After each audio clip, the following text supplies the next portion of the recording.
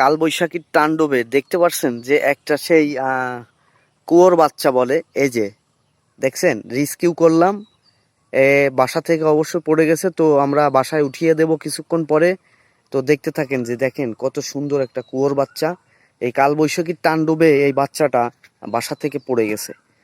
তো অবশ্যই সঙ্গে থাকেন, দেখতে থাকেন। এটা দেখেছেন যে কত বড় পাখি। এই বৈশাখের এই টাইমটায় ঝড় বৃষ্টি বেশি হয়, তো অনেকদিন পরে ঝড় হয়েছে, তো এই বাসা থেকে বাচ্চাটা পড়ে গেছে। তো বাচ্চাটা দেখেন বাঁচার জন্য কত চেষ্টা করছে।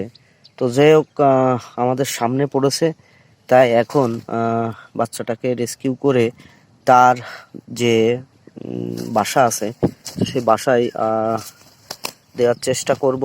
তো মনে হয় বাসা ভেঙে গেছে, গাছপালা যেহেতু ভেঙে গেছে প্রচণ্ড ঝড়ে। তো যাই হোক, একটা ব্যবস্থা তো করাই লাগবে পাখিটার। তো আসলে সবই আল্লাহর সৃষ্টি। এই পৃথিবীতে যা কিছু আছে সবই কিন্তু আল্লাহর সৃষ্টি।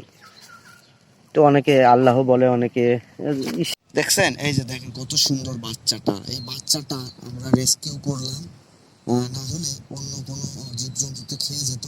তার জন্য একে ধরে নিয়ে আসলাম। এখন আমরা এ বাসায় রাখবো।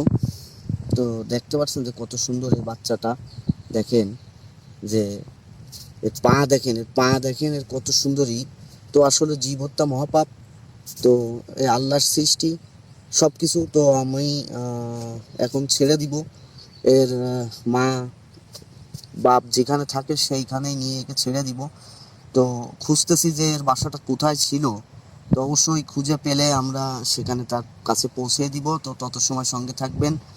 আর ভিডিওটা যদি ভালো লাগে তো শেয়ার করতে ভুলবেন না। ভালো থাকবেন সবাই, সুন্দর থাকবেন। কত সুন্দর বাচ্চা।